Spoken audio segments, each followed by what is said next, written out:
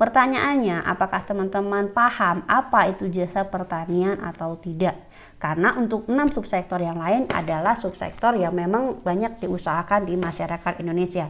Tapi jasa pertanian sebenarnya banyak yang mengusahakannya, tapi bahasanya ini belum terlalu umum buat teman-teman semua. Assalamualaikum warahmatullahi wabarakatuh. Halo sahabat Bunda Zaman Now, semoga kalian semua dalam keadaan sehat walafiat, tak kurang suatu apapun dan dalam lindungan Allah Subhanahu wa taala. Amin. Pada kesempatan kali ini saya akan membahas mengenai yang namanya jasa pertanian. Salah satu subsektor yang didata dalam kegiatan Sensus Pertanian 2023 adalah jasa pertanian. Pertanyaannya, apakah teman-teman paham apa itu jasa pertanian atau tidak? Karena untuk 6 subsektor yang lain adalah subsektor yang memang banyak diusahakan di masyarakat Indonesia. Tapi jasa pertanian sebenarnya banyak yang mengusahakannya, tapi bahasanya ini belum terlalu umum buat teman-teman semua. Jadi jasa pertanian itu adalah jasa pertanian yang harus kita kunci adalah sistem pembayaran dari orang yang bekerja tersebut. Sistem pembayarannya dalam artian kegiatan jasa pertanian, balas jasanya itu berupa borongan. Jadi kasusnya begini. Borongan, saya punya lahan saya banyak semak belukarnya, rumputnya tinggi-tinggi, dan saya nggak punya waktu untuk merumput atau menyemprotnya sendiri.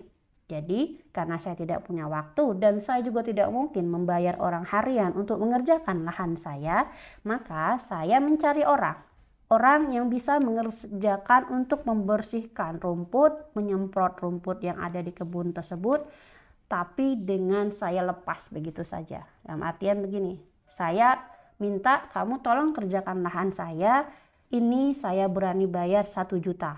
Terserah mau berapa hari, berapa orang, tapi harus selesai bersih dengan uang segitu. Kamu mau ngajak berapa orang pun boleh, tapi intinya dengan duit 1 juta itu lahan saya sudah disemprot atau sudah dirumput. Nah, jadi jasa pertanian itu adalah intinya bagaimana cara si pemberi lahan membayar orang yang bersangkutan. Tidak dibayar harian, tapi dibayar borongan, diborong. Nah, jasa pertanian di berbagai subsektor itu ada. Tapi untuk jasa pertanian seperti di subsektor tanaman pangan, hortikultura, dan perkebunan itu biasanya jasa pertaniannya sifatnya seperti untuk penyiapan lahan. Jadi di sini katakan seperti penyiapan lahan pertanian, menanam lahan pertanian itu diborongkan juga, jasa pemeliharaan lahan pertanian yang ini, lalu jasa penyiraman lahan pertanian, disiram tanpa kasih pestisida, atau menyiram melalui udara. Wah, kalau ini udah terlalu canggih, pakai helikopter atau pakai drone gitu, tanahnya disiram. Tapi di Indonesia masih belum sampai seperti itu. Semoga suatu hari nanti bisa seperti itu. Lalu jasa perapihan atau trimming pohon. Nah, ini kalau bahasa ininya itu nyeping. Kalau di batang kopi itu kita menyeping tunas-tunas yang keluar untuk kita pelihara hanya 1 atau 2 tunas saja. Nah, tunas yang banyak itulah yang namanya perapihan atau trimming pohon. Lalu jasa pemanenan. Jasa pemanenan, panen kopi banyak, nggak mungkin dikerjain sendiri, nggak bisa dibayar upah harian, diborongkan. Oke, borongkan sekian juta, tolong kopi saya dipetik. Nah, itu bisa juga. Lalu jasa pengendalian hama. Jasa pengendalian hama ya tadi menggunakan pestisida, menyemprot rumput. Lalu jasa pengoperasian peralatan irigasi pertanian. Ini juga bisa, mungkin ada peralatan irigasi yang harus dioperasikan oleh salah satu operator. Dan ini biasanya sistemnya memang kita pakai jasa orangnya itu saja. Nah, atau dalam kondisi traktor.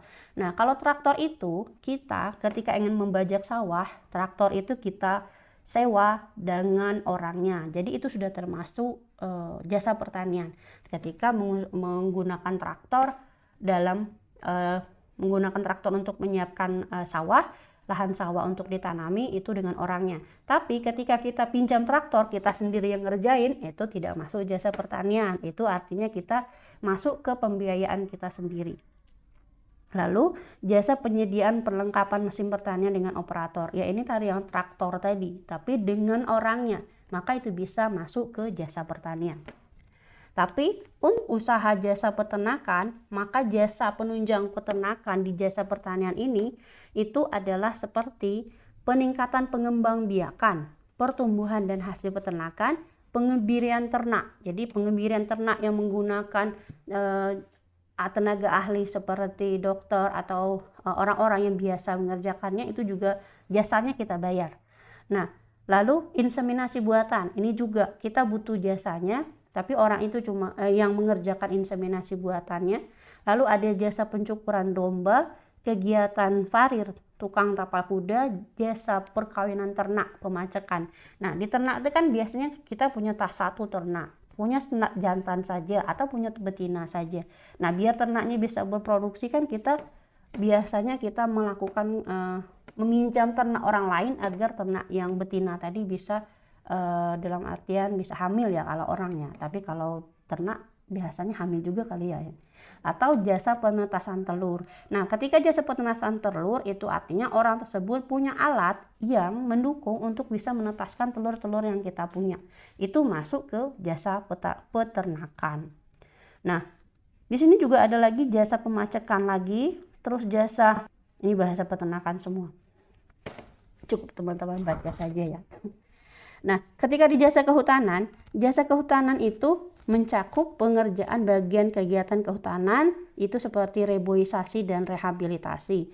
Reboisasi dan rehabilitasi ya artinya lahan yang itu ditanami kembali dan yang mungkin lahannya sudah kurang produktif, bagaimana supaya produktif ditanami tanaman kehutanan gitu bisa juga, atau pengendalian hama seperti di perkebunan tadi, atau ketika dia panen. Nah, namanya tanaman kehutanan itu kan tanaman keras semua itu. Ketika mau panen itu kan nggak mungkin kita tebang pakai kapak manual satu-satu dengan sekian banyak pohon, sepertinya akan bisa sampai berminggu-minggu. Tapi dengan adanya teknologi yang ada, dengan mesin yang ada gitu bisa selesai dalam sekian menit untuk menebang satu pohon.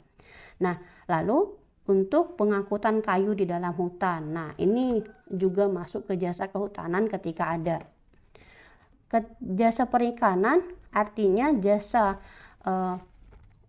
pertanian di subsektor perikanan, seperti untuk penangkapan ikan, terus jasa produksi penangkapan ikan, lalu jasa pasca panen penangkapan ikan. Nah, biasanya kan kalau panen itu juga melibatkan banyak orang, dan ketika mereka dibayarnya dalam bentuk borongan, itu masuk ke jasa pertanian. Tapi ketika ternyata dia harian atau ternyata itu adalah bagi hasil, maka nggak masuk ke jasa pertanian. Demikian juga dengan jasa pasca panen di budidaya ikan. Jadi intinya adalah yang harus kita kunci ketika bicara jasa pertanian adalah sistem pembayarannya yang sudah dibuat borongan. Saya punya duit 1 juta, kerjakan lahan saya dengan dirumput atau disemprot, itu terserah mau berapa orang, terserah mau berapa hari, tapi bersih. Dengan catatan seperti itu. Itu artinya baru masuk ke yang namanya jasa pertanian. Nah, yang perlu teman-teman ingat juga bahwa jasa pertanian ini nanti dalam rentang waktu yang sudah ditetapkan. Rentang waktu di tanggal 1 Mei 2022 tahun lalu sampai dengan 30 April 2023 tahun ini. Jadi selama setahun jasa pertaniannya itu ada di bagian subsektor yang mana, dapat duitnya berapa. Di sini ada berapa pendapatannya dari usaha jasa pertanian dalam kurun waktu 1 Mei 2022 sampai dengan 30 April 2023. Dan yang perlu teman-teman ingat adalah bahwa di sini di 901C yang harus teman-teman tulis dalam ribu rupiah, bukan dalam nilai sebenarnya. Ketika dia mengatakan dalam 1 tahun terakhir dapat uangnya untuk salah satu subsektor itu adalah 50 juta, teman-teman buang nolnya 3 dan tulis 50.000 karena sudah dibuat rambu-rambu ada dalam ribu rupiah atau 000 rupiah. Artinya kita buang nolnya 3 karena nolnya 3 yang paling belakang sudah dibuat di ini di rincian ini, di pertanyaan ini sudah dikunci di situ.